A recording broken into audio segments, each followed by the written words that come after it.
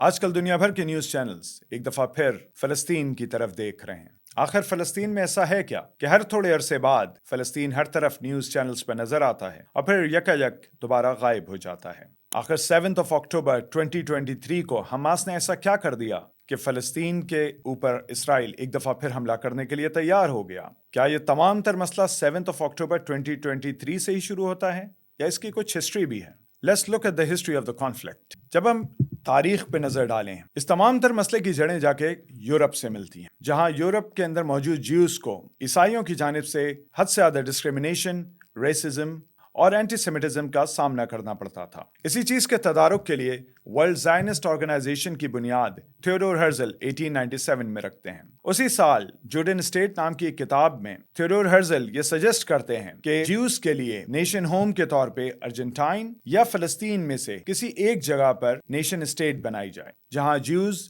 آزادی کے ساتھ زندگی گزار سکیں۔ دوسری جانب سلطنت عثمانیہ جو آہستہ آہستہ اپنی طاقت کھو رہی تھی، پہلی جنگ عظیم کے خاتمے کے قریب برٹش فورن منسٹر بالفور کے سجیشن پہ ایک ایگریمنٹ ہوتا ہے جس کے تحت پین عربزم کی تحریک کو سپورٹ دی جاتی ہے اور ساتھ ہی ساتھ زائنزم کے تحفظ کے لیے اور زائنسٹ تحریک سے متاثرہ جیوز کے لیے ایک نیشن ہوم کے قیام کی بات کی جاتی ہے۔ یہاں پر فلسطینی، عربز، برٹش اور جیوز تمام تر ایک ہی پیج پہ نظر آتے ہیں۔ مسئلہ اس وقت شروع ہوتا ہے جب برٹش رجیم اپنے پین عرب اسٹیٹ کے وعدے سے پیچھے ہٹ جاتی ہے۔ عربز یہ فیل کرتے ہیں کہ ان کی زمین تو جیوز کے لیے کھول دی گئی ہے لیکن ان کو عرب اسٹیٹ نہیں دی گئی ہے، خاص طور پہ فلسطین کی ٹیریٹری جسے برٹش اپنے ڈائریکٹ کنٹرول میں رکھتے ہیں۔ اس زمین پہ برٹش کنٹرول کا واحد مقصد یہ تھا کہ وہاں پر زائنسٹ تحریک کے ساتھ معاہدے کے تحت تخلیق پانے والی ریاست کو فروغ دیا جائے اور جلد از جلد تخلیق کیا جائے۔ 1920s میں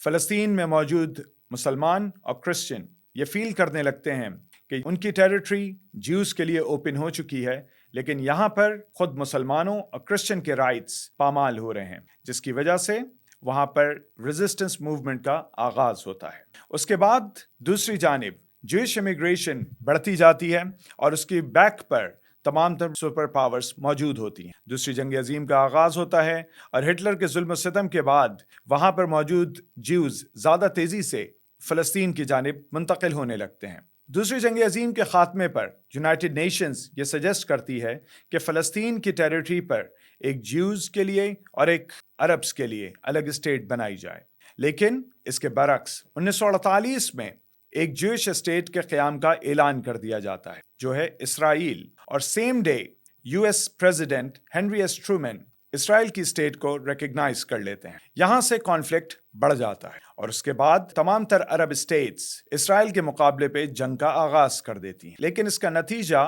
اسرائیل کے حق میں نکلتا ہے۔ عرب اسٹیٹس اپنے تمام تر انٹرنل کانفلکٹس اور آپس میں ایک دوسرے کی رقابت میں ایک دوسرے کے خلاف جانے کے اس حد تک تیار ہو جاتی ہیں کہ ایک چھوٹی سی اسٹیٹ اسرائیل کے اگینسٹ وہ اپنی تمام تر جنگیں ایک کے بعد ایک 1948، 1967 اور 1973 میں 3 بڑی جنگوں کے اندر اسرائیل سے شکست کھا جاتی ہیں۔ اس کے بعد کوئی بھی عرب اسٹیٹ اس طرح کی ہمت دوبارہ نہیں کرتی کہ وہ اسرائیل کے سامنے کھڑی ہو سکے، لیکن اس کا یہ مطلب نہیں تھا کہ فلسطینی اپنے آپ کو اس حق سے محروم سمجھتے تھے، اور اسی وجہ سے 1957 کے اندر الفتح کا قیام عمل میں آتا ہے۔ یہاں پر بہت سارے دانشور یہ سجیسٹ کرتے ہیں کہ شاید الفتح ایک سیکولر آرگنائزیشن تھی، لیکن در حقیقت الفتح فلسطینیوں کے جذبات کی ترجمانی تھی جس میں مختلف الخیال لوگ موجود تھے۔ اس میں نیشنلسٹ بھی موجود تھے، سیکولرسٹ بھی موجود تھے اور خالص مسلم بردرہڈ کے اسلامسٹ بھی موجود۔ 1 جنوری 1965 سے الفتح مسلح جدوجہد کا باقاعدہ آغاز کر دیتی ہے، اور اس کے بعد الفتح فلسطینیوں کے جذبات کی ترجمانی کرتے ہوئے بار بار میڈیا میں مختلف کارروائیوں کے ذریعے نظر آتی ہے، لیکن بالآخر 1990s میں الفتح اپنی ہمت ہار بیٹھتی ہے اور 1992 میں اوسلو معاہدے کے تحت الفتح اپنے آپ کو ڈس آرم کر کے پیلسٹینین اتھارٹی میں کنورٹ ہو جاتی ہے، لیکن انفارچونیٹلی پیلسٹینین اتھارٹی کا واحد رول ایک ایسے پولیس مین کا تھا کہ جس کا واحد مقصد خود فلسطینیوں کو کنٹرول کرنا ہی تھا، اور اسی وجہ سے فلسطینی مزید پستے چلے گئے۔ 1987 میں مسلم بردرہڈ حماس میں کنورٹ ہو جاتی ہے اور اس کے بعد گریجولی حماس وہاں کے عوام کی ترجمان بن جاتی ہے۔ 2006 کے اندر عام الیکشنز کروائے جاتے ہیں، محمود عباس صدر رہتے ہیں، لیکن عوام اپنے تمام تر ووٹس حماس کی جھولی میں ڈال دیتی ہے اور حماس ایک الیکٹڈ گورنمنٹ کے طور پہ سامنے آ جاتی ہے۔ اور یہاں پر اگین ایک دفعہ پھر ہمیں ڈیموکریٹک ورلڈ اور ویسٹرن ورلڈ کا منافقانہ رویہ نظر آتا ہے کہ جو حماس کو رائٹ ٹو گورن سے محروم کر دیتے ہیں۔ وہ حماس سے کہتے ہیں آپ ہمارے دشمن ہیں، ہم آپ کو گورنمنٹ کا حق نہیں دے سکتے until and unless آپ 1992 میں ہونے والے اوسلو معاہدے کے تحت پیلسٹینین اتھارٹی جیسا رول قبول کر لیں۔ اور جب حماس اس رول کو لینے سے انکار کر دیتی ہے تو غزہ کے اگینسٹ ایک سیج کا آغاز کر دیا جاتا ہے اور since then Gaza is under siege. اب سوال یہ پیدا ہوتا ہے کہ 7 اکتوبر 2023 کو حماس کو سوجی کیا کہ وہ اسرائیل کے اوپر اچانک سے حملہ کر دے؟ کچھ دانشوروں کے مطابق ایک سوئے ہوئے شیر کو، میرے مطابق ایک سوئے ہوئے بھیڑیے کو جگانے کی پڑی کیا تھی؟ لیکن کیا وہ بھیڑیا اصل میں سو رہا تھا؟ اسٹیٹس کے مطابق پچھلے 15 سال کے اندر 6000 سے زائد فلسطینی اسرائیل نے شہید کیے ہیں اور 1.5 لاکھ سے زیادہ فلسطینی زخمی۔ حقائق کے مطابق غزہ پچھلے 17 سال سے اسرائیلی سیج کے اندر ہے اور اس سیج کے اندر بار بار وہ پانی، بجلی، میڈیسنز اور اس طرح کی بیسک نیسیسٹیز آف لائف کو بھی بلاک کر دیتا ہے، جس کی وجہ سے بار بار ہیومینیٹیرین کرائسس جنم لیتے ہیں۔ ایسا نہیں کہ غزہ کے لوگوں نے کبھی اس سیج کو توڑنے کی پرامن کوشش نہ کی ہو۔ 2017-18 میں گریٹ مارچ آف ریٹرن کے نام سے فلسطینیوں نے اس سیج کو پرامن طریقے سے، انارمڈ طریقے سے توڑنے کی کوشش کی۔ جواب میں اسرائیل نے دوبارہ بروٹیلٹی کا مظاہرہ کیا اور اس کے بعد ان پرامن اور غیر مسلح فلسطینیوں کے اوپر لگاتار اسلحے کا اور بمباری کا استعمال کیا، جس کے نتیجے میں 150 سے زائد فلسطینی شہید ہوئے، جس کے اندر ابراہیم ابو ثریہ نامی ایک معذور ایکٹیوسٹ بھی شامل ہیں، اور 10,000 سے زائد فلسطینی اس کانفلکٹ کے اندر زخمی ہوئے۔ 10,000 فلسطینیوں کے اندر ایسی بڑی تعداد ہے جو زندگی بھر کے لیے معذور کر دیے گئے۔ یہ بات بالکل ایبسرڈ ہے کہ اسرائیل کا موجودہ غزہ پہ حملہ کسی ایکشن کا ری ایکشن ہے، بلکہ دراصل اس کنٹینیویشن آف ایٹراسٹیز۔ اسرائیل کے مظالم 1948 سے جاری ہیں، جن کا شکار پورا فلسطین ہے، اور خصوصاً غزہ کے اندر 17 سال سے محاصرے کے اندر موجود افراد اس ظلم کا کنٹینیوسلی شکار ہو رہے ہیں۔ ایسے بہت سارے دانشوران اور کی بورڈ واریئرز کا کہنا ہے کہ اسرائیل جیسی بڑی طاقت، دنیا کی چوتھی بڑی طاقت کے ساتھ آخر لڑنے کی ضرورت کیا ہے؟ اس سے صلح کر لی جائے، اس سے آرام سے زندگی بھر کے لیے ایک ایسی صلح کر لی جائے کہ جس کے بعد فلسطینیوں کو کسی بھی قسم کے کانفلکٹ سے دوچار نہ ہونا پڑے۔ مگر حقیقت اس کے برعکس ہے، کیونکہ یاسر عرفات نے 1992 میں اوسلو معاہدے کے تحت ان سے ایسے معاہدہ کرنے کی کوشش ریسنٹ ہسٹری میں کی تھی، لیکن اس کا نتیجہ آخر میں یہ نکلا کہ 2000 کے اراؤنڈ یاسر عرفات کو خود اسرائیل نے ہاؤس اریسٹ کے اندر رکھا اور آخر میں پوائزن کر کے شہید کر دیا۔ دوسری اگزامپل ہمیں یوکرین اور رشیا کی وار کی نظر آتی ہے کہ جس کے اندر یوکرین اپنے سے 10 گنا بڑی طاقت کے ساتھ لڑنے کو تیار ہو جاتا ہے، اور خوبصورت بات یہ ہے کہ پورا ویسٹرن میڈیا اور پوری ویسٹرن ورلڈ اس کی بیک پہ کھڑی ہوتی ہے، اس کی پشت کو تھپ تھپاتی ہے اور کہتی ہے کہ یقیناً اپنے سے بڑے دشمن کے ساتھ ایسے ہی ڈٹ کے لڑنا چاہیے کیونکہ وہ ظالم ہے۔ اور اس کے بعد ہمیں تیسری اگزامپل ساؤتھ امریکہ کے فیمس گوریلا لیڈر چے گویرا کی نظر آتی ہے کہ جس نے اپنی تمام تر زندگی استعماری نظام کے خلاف ایک جدوجہد کرتے ہوئے گزار دی، اور ہم میں سے بہت سارے دانشوران جو آج کل نامعلوم وجوہات کی بنا پر فلسطین کے ریزسٹنس کے خلاف بولتے نظر آتے ہیں، وہی لوگ چے گویرا کو اپنا ہیرو ماننے کو تیار ہوتے ہیں۔ ایسے دانشوران یا تو اسرائیل جیسے ظالموں کے پارٹنرز ہوتے ہیں یا پھر ایسے بے وقوف کہ جنہیں واقعی کسی سیریس ریسرچ کی ضرورت ہوتی ہے۔ یہاں ایک اور پروپیگنڈا بار بار سامنے آتا ہے کہ ایک طرف فلسطینیوں کا ایک گروپ ہے جو 2 اسٹیٹ سولوشن کا حامی ہے، اور دوسری طرف حماس ہے جو دراصل اسرائیل کا صرف خاتمہ چاہتی ہے اور اسے 2 اسٹیٹ کے سولوشن سے کوئی دلچسپی نہیں۔ جبکہ حقیقت یہ ہے کہ حماس کی لیڈرشپ کی جانب سے کئی دفعہ ایک لانگ ٹرم ٹروز اور ساتھ ہی ساتھ 2 اسٹیٹ سولوشن کی بات کی گئی ہے، جبکہ خود ویسٹرن میڈیا رپورٹس کے مطابق حماس کی لیڈرشپ کا یہ کہنا ہے کہ 1967 کے بارڈرز کے مطابق اسرائیل کے ساتھ نیگوسیشنز ہو سکتی ہیں۔ تو اس کا یہ مطلب ہوا کہ در حقیقت فلسطین میں موجود ہر فرد ایک پیسفل سولوشن کا خواب دیکھتا ہے۔ یہ اور بات ہے کہ اسے دوسری جانب ہمیشہ امن کے جواب میں گولی اور گولے کا سامنا کرنا پڑتا ہے۔ ہمارے کچھ نام نہاد دانشور یہ کلیم کرتے ہیں کہ حماس یا اس جیسی دوسری ملیٹنٹ آرگنائزیشنز دراصل خود اسرائیل نے بنائی ہیں تاکہ وہ فلسطینیوں کو سبجوگیٹ کرنے کے اپنے پلان پر بھرپور انداز سے عمل درآمد کر سکیں۔ یہاں پہ ایسے نام نہاد دانشوران یا ویلاگرز کو کسی اچھے ریسرچر کی ضرورت ہے جو انہیں انفارمیشن وارفیئر اور اصل انفارمیشن کے درمیان فرق کرنا سکھا سکیں۔ حماس دراصل مسلم بردرہڈ کی کنٹینیویشن کا نام ہے۔ مسلم بردرہڈ عرب ورلڈ کے اندر اور مقبوضہ علاقہ جات کے اندر ہمیشہ سے موجود رہی، لیکن ہوا یہ کہ 1948 کے اندر عرب اسرائیل جنگ کے بعد خاص طور پر مسلم بردرہڈ خود اسرائیل اور اس کے بعد عرب حکمرانوں کا ٹارگٹ بن گئی، جس کے بعد وہ یک حد سے زیادہ لاسز کا شکار ہوئی اور اس کا نتیجہ یہ ہوا کہ اس کی طاقت بکھرتی چلی گئی۔ لیکن اس کے باوجود اس نے اپنی پریزنس کو مینٹین کیا اور مقبوضہ علاقہ جات کے اندر ویلفیئر کا کام بڑے اچھے طریقے سے جاری رکھا۔ ان کے سیٹ اپ کے اندر ویلفیئر کا کام، مساجد کا کام، مدارس کا کام اور اس طریقے کے کئی اور اسکولز کا کام، یہ ساری چیزیں موجود رہیں،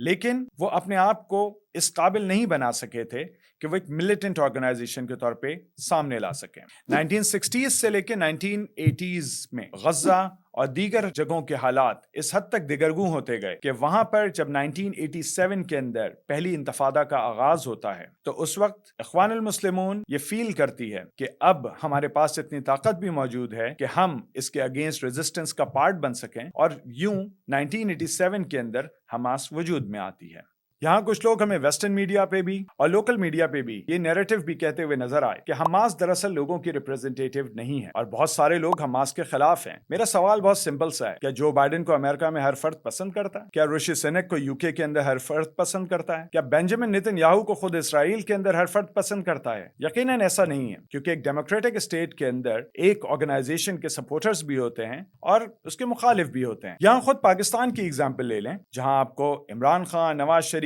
بینظیر بھٹو، سراج الحق اور اس طرح سے کئی پارٹیز کے حمایتی آپ کو ہر طرف نظر آئیں، تو that's just part of a democratic process۔ Hamas اپنی سپورٹ موجود رکھتی۔ حقیقت یہ ہے کہ جب 2006 کے اندر فلسطین کے اندر عام انتخابات ہوتے ہیں تو ویسٹ بینک اور غزہ دونوں کے اندر حماس ایک بہترین میجورٹی کے ساتھ سامنے آتی ہے اور اسماعیل ہنیہ ایک الیکٹڈ پرائم منسٹر کے طور پہ سامنے آتی ہے، مگر unfortunately Hamas was never the favorite of the West۔ So US general Dayton Middle East تشریف لاتے ہیں اور اس کے بعد ایک شیطانی پلان ترتیب دیا جاتا ہے جس کا واحد مقصد حماس کا خاتمہ ہے۔ 2006 کے اندر حماس کی فتح کے بعد اس کے اگینسٹ محمد دہلان جیسے نان اسٹیٹ ایکٹرز کو کھڑا کیا جاتا ہے، اور انفارچونیٹلی محمود عباس اپنی الفتح آرگنائزیشن کو اس پلان کا پارٹ بنانے کو تیار ہو جاتے ہیں۔ شدید انٹرنل کانفلکٹس جنم لیتے ہیں اور اس کے بعد ویسٹ بینک سے حماس کو نکال دیا جاتا ہے، لیکن غزہ کے اندر Hamas fought back and Hamas survived. لیکن اس کا نتیجہ یہ ہوتا ہے کہ اس کے بعد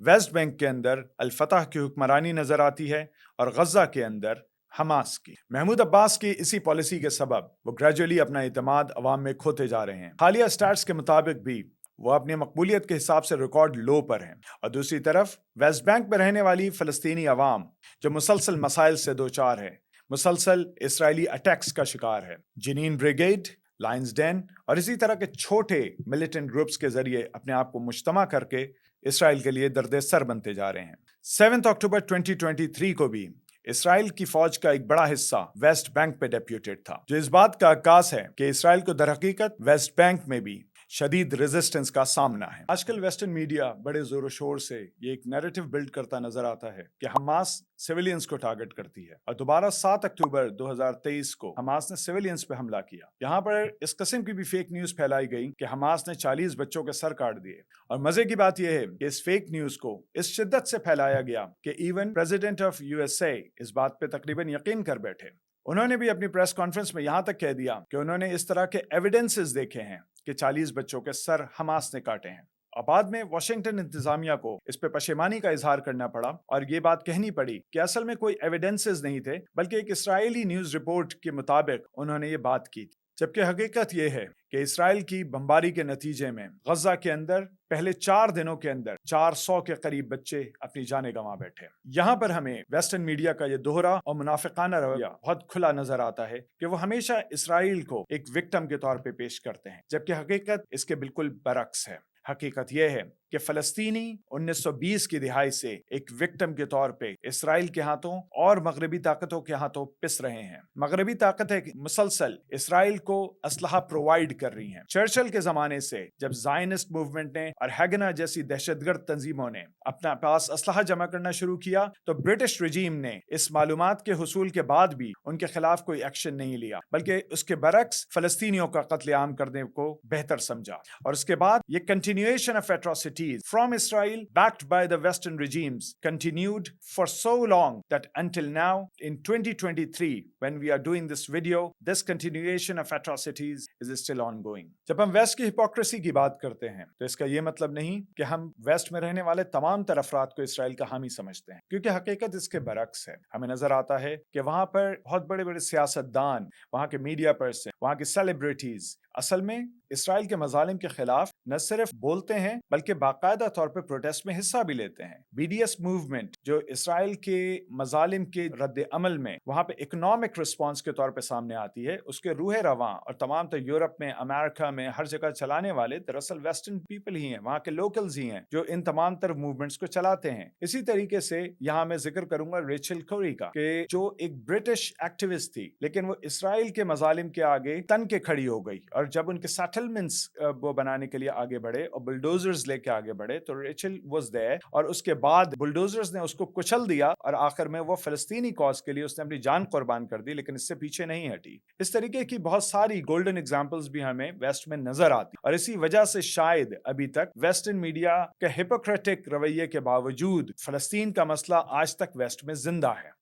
So when we look at the whole situation, we understand کہ it's not really a conflict۔ Conflict دو برابر کی طاقتوں میں ہوتا ہے، جبکہ حقیقت یہ ہے کہ اسرائیل دنیا کی چوتھی بڑی ملٹری طاقت ہے، backed by all the super powers in the world۔ جبکہ دوسری طرف ہمیں پتھروں سے، کلاشنکوفوں سے اور گھریلو ساختہ اسلحے سے لیس کچھ ملیشیاز نظر آتے ہیں جو اپنی طرف سے ایک ریزسٹنس کا استعارہ بن کے ایک بہت بڑے ملٹری رجیم کے سامنے کھڑے ہوئے ہیں۔ یہاں یہ بات بھی مد نظر رہے کہ اسرائیل کی تمام تر زیادتیوں کے باوجود امریکہ اور یو کے سنس برتھ آف اسرائیل اس کے پیچھے کھڑے ہوئے ہیں، اس کو ملٹری پاور پرووائڈ کر رہے ہیں، اور ابھی بھی اس کانفلکٹ کے آغاز کے ساتھ ہی امریکہ نے اس کو اپنا پورا بحری بیڑا حوالے کیا، اور ساتھ ہی ساتھ British prime minister Rishi Sunak نے بھی فوری طور پہ ان کے لیے ایک ملٹری ایڈ اور اپنے بحری جہاز روانہ کر دیے۔ اس کے مقابلے میں غزہ کے افراد کو ہیومن اینیملز کہا جاتا ہے۔ اس کے جواب میں غزہ میں رہنے والے افراد کو یہ دھمکی دی جاتی ہے کہ تم یہاں سے 24 گھنٹے کے اندر 11 لاکھ افراد نارتھ آف غزہ سے موو ہو کے ساؤتھ آف غزہ میں چلے جائیں، ورنہ ان کو بمباری کر کے فلیٹ کر دیا جائے گا، because we will deprive you from electricity, from gas, from water and everything, because you are just like human animals. یہاں سب سے بڑا ظلم یہ نظر آتا ہے کہ یورپ سے نکالی ہوئی ایک قوم ایک غیر جگہ پر آباد ہوتی ہے، اور وہ یورپین اسٹینڈرڈز کے مطابق بھرپور زندگی اور زندگی کے تمام تر وسائل سے مستفید ہوتی نظر آتی ہے، جبکہ اس کے برعکس اسی جگہ کے نیٹیوز، وہاں کے اصل باسی بلو ہیومن اسٹینڈرڈز کے مطابق زندگی گزارنے پر مجبور ہیں۔ You don't have to be a Muslim or a Palestinian to understand the Palestinian issue. You only have to be a human to understand this issue۔